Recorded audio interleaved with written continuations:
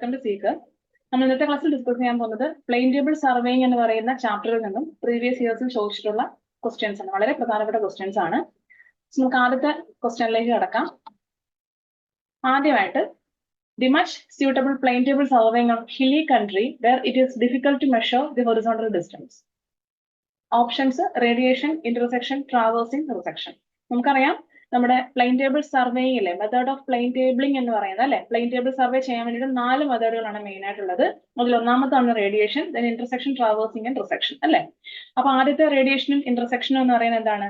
Details locate ചെയ്യുന്നതിന് വേണ്ടിയിട്ടും ട്രാവേഴ്സിംഗും റിസെക്ഷൻസും എന്തിനു വേണ്ടിയിട്ടാണ് യൂസ് ചെയ്യുന്നത്? സ്യൂട്ടബിൾ ഇൻസ്ട്രുമെന്റ് സ്റ്റേഷൻ ഫിക്സ് ചെയ്യുന്നതിന് വേണ്ടിയിട്ടാണ് യൂസ് ചെയ്യുന്നത്. ഓക്കെ, അപ്പൊ നമുക്ക് വേണ്ട എന്താണ്? The much suitable plane table surveying on hilly country. Hilly കൺട്രിയിൽ യൂസ് ചെയ്യുക. ഹില്ലി കൺട്രി എന്ന് പറയുന്നതാണ്, ഹിൽസ് എന്ന് പറയുന്നത് എന്താണ്? നമ്മൾ ചെയിൻ സർവേയിങ്ങിൽ പഠിച്ചാണ്. ഹിൽ എന്ന് പറയുന്നത് ഒരു ഒബ്സ്റ്റാക്കിൾ ആണ് അല്ലെ. ഒബ്സ്റ്റാക്കിൾ എന്ന് പറയുമ്പോൾ ഇന്നാക്സസിബിൾ ആയിട്ടുള്ള പോയിന്റുകളായിരിക്കും, അല്ലെങ്കിൽ ഇന്നാക്സസിബിൾ ആയിട്ടുള്ള ഒരു പ്ലോട്ട് ആയിരിക്കും. സോ ഇന്നാക്സസിബിൾ ആയിട്ടുള്ള പ്ലോട്ടുകളിൽ നമ്മൾ ചെയ്യുന്ന മെത്തേഡ് ഓഫ് പ്ലെയിൻ ടേബിളിംഗ് എന്ന് പറഞ്ഞാൽ ഏതാണ്?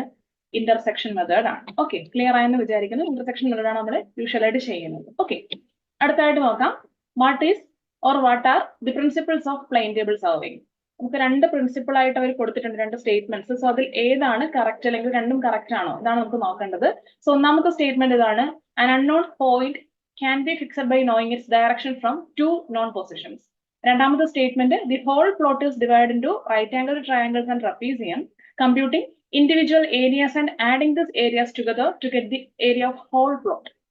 ഓക്കെ, അപ്പൊ നമ്മുടെ സെക്കൻഡ് പ്രിൻസിപ്പിൾ നിങ്ങൾക്ക് എല്ലാവർക്കും വളരെ സുപരിചിതമായിരിക്കും. എന്താണ്? ഇതിൽ നമ്മൾ യൂസ് ചെയ്യാനാണ് ചെയിൻ സർവേയിങ്ങിലെ ട്രയാങ്കുലേഷനിൽ നമ്മൾ ഉപയോഗിക്കുന്ന പ്രിൻസിപ്പിൾ ആണ് അല്ലെ. അപ്പൊ നമുക്ക് മെയിൻലി പ്ലെയിൻ ടേബിൾ സർവേയിങ്ങിന്റെ മെയിൻ പ്രിൻസിപ്പിൾ എന്താണ്? പാരലലിസം എന്ന് പറയുന്ന ഒരു പ്രിൻസിപ്പിൾ ആണ് മെയിൻ ആയിട്ട് വരുന്നത്. Parallelism, the principle of plane table surveying എന്ന് പറയുന്നത് പാരലലിസം ആണ്. സോ പാരലലിസം പ്രിൻസിപ്പിൾ ഉപയോഗിച്ചിട്ട് ചെയ്യുന്ന ഒരു പ്രോസസ് ആണ്, അല്ലെങ്കിൽ ഒരു മെത്തേഡ്, അല്ലെങ്കിൽ ഒരു രീതിയാണ് ഇത്. എന്ത്?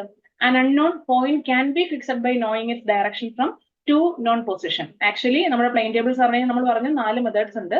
ഇത് ലാസ്റ്റ് മെത്തേഡായ റിസെക്ഷനിൽ വരുന്ന 2 പോയിന്റ് പ്രോബ്ലം ആണ് മെയിൻലി ഈ ഒരു സ്പെസിഫിക്കേഷൻ, അല്ലെങ്കിൽ ഈ ഒരു സ്റ്റേറ്റ്മെന്റിൽ പറയുന്നത്. അപ്പൊ നമുക്ക് പറയാം ഒന്നാമത്തെ സ്റ്റേറ്റ്മെന്റ് ആണ് കറക്റ്റ്. So 1 already. അടുത്ത question: plane table surveying is.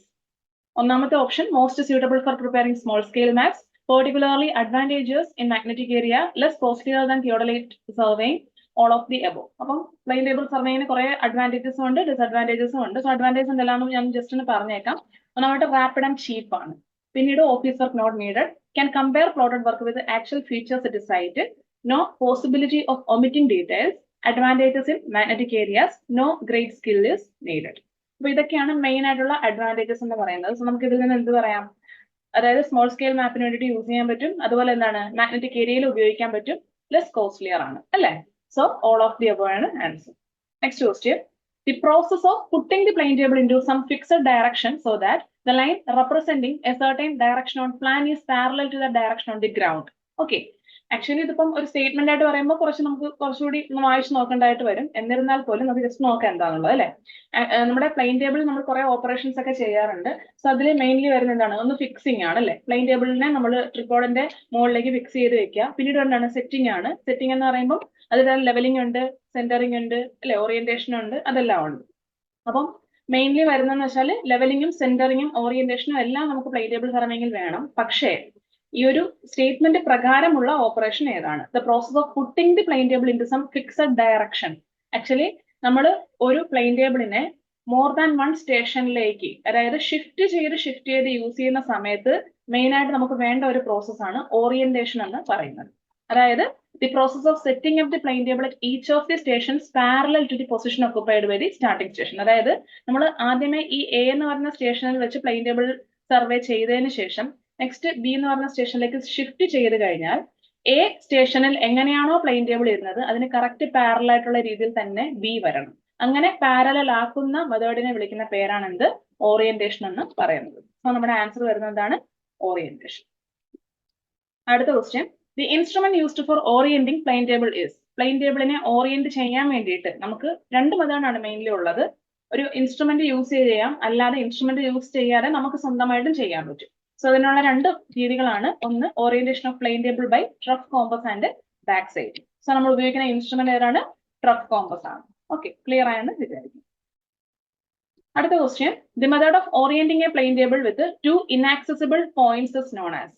നമ്മുടെ പ്ലെയിൻ ടേബിളിന്റെ ഓറിയന്റേഷനിൽ മെയിൻ ആയിട്ട് വരുന്ന എന്താണ്, റിസെക്ഷനിൽ വരുന്നതാണ് ഈ ഒരു സ്റ്റെപ്പ് എന്ന് പറയുന്നത്. ഓക്കെ, സോ റിസെക്ഷനിൽ വരുന്ന സ്റ്റെപ്പാണ്. പക്ഷെ റിസെക്ഷനിൽ തന്നെ രണ്ട് രീതിയിൽ നമുക്ക് ചെയ്യാൻ പറ്റും orientation, by 2 point problem and 3 point problem. So ഇവിടെ സ്പെസിഫൈ ചെയ്ത് പറഞ്ഞിട്ടുണ്ട് 2 ഇനാക്സസിബിൾ പോയിന്റ്സ് എന്ന്. അപ്പോൾ 2 ഇനാക്സസിബിൾ പോയിന്റ് അല്ലെങ്കിൽ 3 ഇനാക്സസിബിൾ പോയിന്റ് എന്ന് എടുത്തു പറയുകയാണെന്നുണ്ടെങ്കിൽ റിസെക്ഷനിൽ തന്നെയുള്ള മെത്തേഡുകൾ വേണം നമ്മൾ എന്താണ് PSC എക്സാമിന് വേണ്ടിയിട്ട് മാർക്ക് ചെയ്യാനായിട്ട്. So method of orienting a plane table with 2 inaccessible point എന്ന് പറയുമ്പോൾ എന്താണ്, 2 point പ്രോബ്ലം ആണ് ആൻസർ. അടുത്ത question, the working edge of a plane alidade is known as. ഒരു പ്ലെയിൻ അലിഡൈഡ്, പ്ലെയിൻ അലിഡൈഡ് നമ്മൾ എന്തിനു വേണ്ടിയാണ് യൂസ് ചെയ്യുന്ന പ്ലെയിൻ ടേബിൾ സർവേയിങ്ങിൽ? സൈറ്റിങ്ങിനും അറ്റ് ദ സെയിം ടൈം വരയ്ക്കാനും വേണ്ടിയിട്ട് നമ്മൾ യൂസ് ചെയ്യുക അല്ലെ. സൈറ്റ് ചെയ്യുക, ആ സെയിം ലൈൻ തന്നെ നമുക്ക് വരയ്ക്കുക അല്ലെ. ആ ലൈൻ ഓഫ് സൈറ്റിന് കറസ്പോണ്ടിങ് ആയിട്ടുള്ള ലൈൻ വരയ്ക്കാനും കൂടിയിട്ടാണ് യൂസ് ചെയ്യുന്നത്. സോ പ്ലെയിൻ അലിഡൈഡിൽ നമുക്കൊരു ലൈൻ ഓഫ് സൈറ്റും അത് പ്രൊവൈഡ് ചെയ്യും. കാരണം ഐ വെയിനും ഉണ്ട്, ഒബ്ജക്റ്റ് വെയിനും ഉണ്ട്.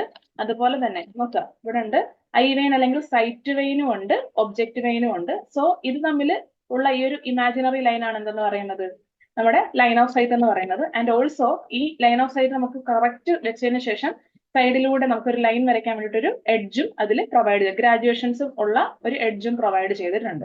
സോ ഈ ഒരു അലിഡൈഡിന്റെ വരയ്ക്കാൻ വേണ്ടിയിട്ട് ഉള്ള വർക്കിംഗ് എഡ്ജ് അല്ലെ, വർക്കിംഗ് എഡ്ജിനെ വിളിക്കുന്ന പേര് എന്താണെന്നാണ് വേണ്ടത്. വർക്കിംഗ് എഡ്ജിന് പല രീതിയിൽ അറിയപ്പെടുന്നുണ്ട്. സോ നോക്കുക, ഒന്ന് ബെവൽഡ് എഡ്ജ്, ഓക്കെ, രണ്ടാമത്തത് fiducial edge, then working edge, graduated edge, blend edge. So ഈ 5 പേരുകളിൽ അറിയപ്പെടുന്നുണ്ട്. ഇതിൽ ഏത് വന്നാലും അതാണ് ആൻസർ ആയിട്ട് വരിക. ഒരിക്കലും നിങ്ങൾ എബോണി എഡ്ജ് എന്നുള്ള രീതിയിൽ തെറ്റിദ്ധരിക്കരുത്. നമ്മൾ എവിടെ ഉപയോഗിക്കുന്നതാണ്, എഞ്ചിനീയറിംഗ് ഡ്രോയിങ്ങിൽ ഡ്രോയിങ് ബോർഡിന്റെ കേസിൽ പറയുന്നതാണ്. ഓക്കെ, സോ നമ്മുടെ ആൻസർ ഫിഡ്യൂഷ്യൽ എഡ്ജ് ആണ്. അടുത്ത question, the method of surveying in which field work and plotting work are done simultaneously. നമ്മുടെ മെത്തേഡ് ഓഫ് സർവേയിങ് എന്ന് പറയുമ്പോൾ on the basis of instruments നമുക്ക് പലതായിട്ട് ക്ലാസിഫൈ ചെയ്യാൻ പറ്റും. അതിൽ തന്നെ പ്ലോട്ടിങ്ങും ഫീൽഡ് വർക്കും ഒരുമിച്ച് ചെയ്യാൻ പറ്റുന്ന ഒരേ ഒരു സർവേയിങ് ആണ് പ്ലെയിൻ ടേബിളിംഗ് എന്ന് പറയുന്നത്.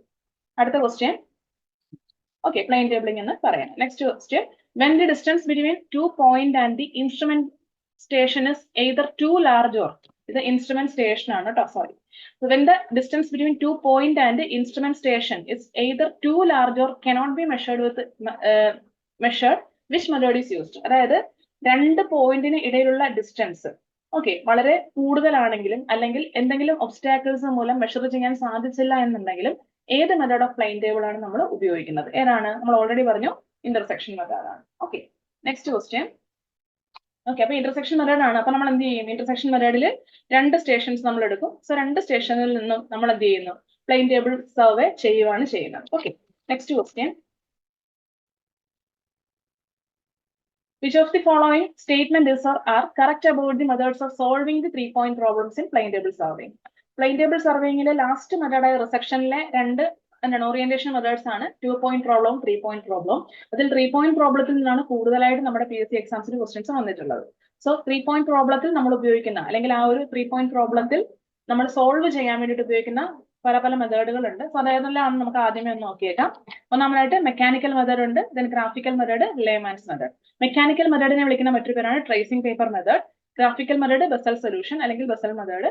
ലേമാൻസ് മെത്തേഡ് വരുമ്പോൾ trial and error method. Okay, so നോക്കുക, ഇതിൽ നമ്മുടെ ക്വസ്റ്റ്യനിൽ പറയുന്ന പ്രകാരം 3 point പ്രോബ്ലം സോൾവ് ചെയ്യാനുള്ളത് ഏതാണ്? മെക്കാനിക്കൽ മെത്തേഡ് ഉണ്ട്, ബെസൽ സൊല്യൂഷൻ ഉണ്ട്, ഡയറക്റ്റ് ഒബ്സർവേഷൻ മെത്തേഡ് എന്ന് പറയുന്ന ഒരു മെത്തേഡ് ഇല്ല.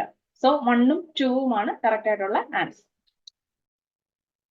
അടുത്ത question, the working edge of an alidade is called. നമ്മൾ ഓൾറെഡി പറഞ്ഞു അല്ലെ, അലിഡൈഡിന്റെ വർക്കിംഗ് എഡ്ജിനെ പല രീതിയിൽ അറിയപ്പെടും അല്ലെ. ഏതൊക്കെയാണ്? ബെവൽഡ് എഡ്ജ് എന്ന് പറയാം, ബ്ലൻഡ് എഡ്ജ് എന്ന് പറയാം, ഫിഡ്യൂഷ്യൽ എഡ്ജ് എന്ന് പറയാം. So all of the above ആണ് answer.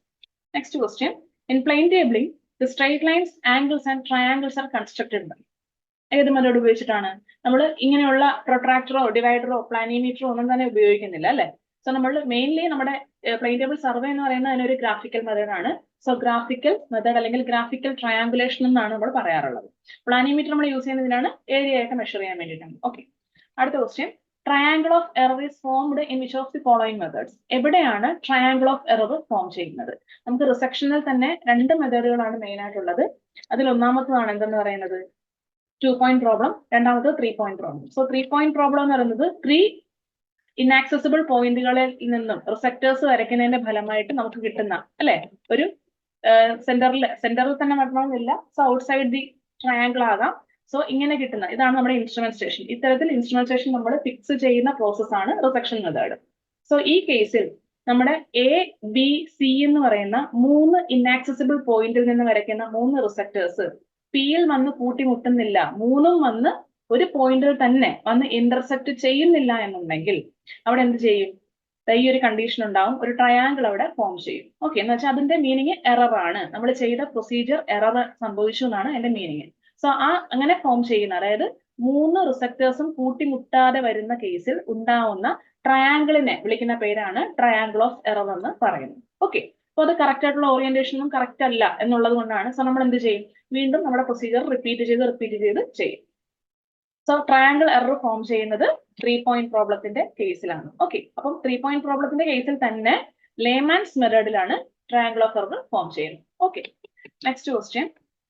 Four locating the river which method of plane table is used? റിവറും ഒരു എന്താണ്? ഒബ്സ്റ്റാക്കിൾ ആണ്. സോ എന്ത് ചെയ്യും നമ്മൾ?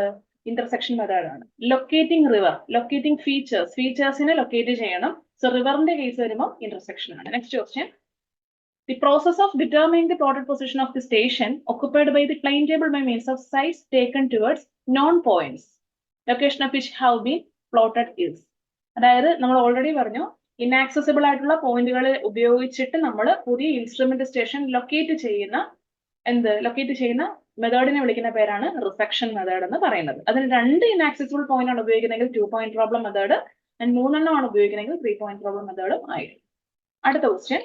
Plumbing fork is used for. നമുക്കറിയാമല്ലേ, നമ്മൾ ചെയിൻ സർവേയിങ്ങിലും ഒക്കെ സ്ലോപ്ഡ് ഗ്രൗണ്ടിലൊക്കെ നമ്മൾ ഉപയോഗിക്കുന്നതാണ്. എന്തിനു വേണ്ടിയിട്ടാണ് പ്ലം ബോബ് യൂസ് ചെയ്യുന്നത്? അതായത് ആക്യുറേറ്റ് സെന്ററിങ്ങിന് വേണ്ടിയിട്ടാണ് പ്ലം ബോബ് നമ്മൾ ഉപയോഗിക്കുന്നത്. So centering is the answer. Next question. Intersection method is also called. ഞാൻ കുറച്ചു മുന്നേ പറഞ്ഞായിരുന്നു എന്താണ് ഇന്റർസെക്ഷൻ മെത്തേഡ് എന്ന് വെച്ചാൽ എന്താണ്? നമ്മൾ പ്ലെയിൻ ടേബിളിംഗിൽ ഗ്രാഫിക്കൽ മെത്തേഡ് ആണ് ഉപയോഗിക്കുന്നത്. അതിൽ തന്നെ ഇന്റർസെക്ഷൻ മെത്തേഡ് നമ്മൾ വിളിക്കുന്ന പേരാണ് graphical triangulation method. Okay, next question. The method of plane tabling used for locating distant and inaccessible point. നമ്മൾ ഓൾറെഡി കുറെ തവണ നമ്മൾ റിപ്പീറ്റ് ചെയ്ത് പറഞ്ഞിട്ടുണ്ടായിരുന്നു അല്ലേ? ഇന്നാക്സസിബിൾ പോയിന്റ് ലൊക്കേറ്റ് ചെയ്യുന്ന മെത്തേഡിനെ വിളിക്കുന്ന പേര് ഇന്റർസെക്ഷൻ എന്നാണ്. ഓക്കെ, അടുത്ത question. The rays drawn to the points of known location from the unplotted section occupied by the table are called. അതായത് ഒരിക്കലും വിചാരിക്കരുത് ആ ഒരു മെത്തേഡ് റിസക്ഷൻ മെത്തേഡ് എന്നുള്ള രീതിയിൽ വിചാരിക്കരുത്. ഇവിടെ ചോദിച്ചിരിക്കുന്ന ക്വസ്റ്റ്യൻ കറക്റ്റ് ആയിട്ട് നോക്കുക. ദി റേസിനെ വിളിക്കുന്ന പേരാണ്. Okay, the rays drawn to the points of known location. അതായത് നമ്മൾ പറഞ്ഞു ഇപ്പൊ 3 പോയിന്റ് പ്രോബ്ലം എടുത്തു കഴിഞ്ഞാൽ 3 പോയിന്റ്സ് ഉണ്ട്. ആ 3 പോയിന്റ്സിൽ നിന്ന് നമ്മൾ എന്താണ് ഇങ്ങോട്ടേക്ക് റേസ് വരയ്ക്കുമ്പോൾ ആ റേസ് കൂട്ടിമുട്ടുന്ന പോയിന്റ്, അതാണ് നമ്മുടെ നെക്സ്റ്റ് ഇൻസ്ട്രുമെന്റ് സ്റ്റേഷൻ എന്ന് പറഞ്ഞല്ലേ, നമ്മുടെ ഒറിജിനൽ ഇൻസ്ട്രുമെന്റ് സ്റ്റേഷൻ. സോ ഈ വരയ്ക്കുന്ന ഓരോ റേസിനെയും നമ്മൾ വിളിക്കുന്ന പേരാണ് റിസക്ടേഴ്സ് എന്ന് പറയുന്നത്. Last question. Which of the following is not a methodology for the solution of a 3 point problem? നമ്മൾ ഓൾറെഡി പറഞ്ഞു ഏതൊക്കെ മെത്തേഡ് ഉണ്ട്? Mechanical method, graphical method, Lehmann's method. ഇതിന്റെ എല്ലാം ഓൾട്ടർനേറ്റീവ് നെയിംസ് വളരെ വളരെ ഇമ്പോർട്ടന്റ് ആണ് കേട്ടോ. ആ രീതിയിലും ക്വസ്റ്റ്യൻസ് പ്രതീക്ഷിക്കാം. സോ ഇതിലില്ലാത്ത മെത്തേഡ് ഏതാണ്? കിർച്ചോഫ് മെത്തേഡ് ആണ് ഇല്ലാത്തതായത്. ഓക്കെ, ഇപ്പൊ ഒരു 20 ക്വസ്റ്റ്യൻ നമ്മൾ ഡിസ്കസ് ചെയ്തിട്ടുണ്ട്. ഇതൊക്കെ PSC എക്സാമിന് ഇപ്പൊ നടന്ന പരീക്ഷകൾക്ക്, ഓക്കെ, റീസെന്റ് ആയിട്ട് നടന്ന എക്സാമുകൾക്ക് ചോദിച്ചിട്ടുള്ള ക്വസ്റ്റ്യൻസ് ആണ്. അപ്പൊ എല്ലാവർക്കും യൂസ്ഫുൾ ആയി, പുതിയ ക്വസ്റ്റ്യൻസ് കിട്ടിയെന്ന് വിചാരിക്കുന്നു. സോ അടുത്ത സെക്ഷനിൽ നമ്മൾ പുതിയ ചാപ്റ്ററുമായിട്ട് വരാം. So thank you.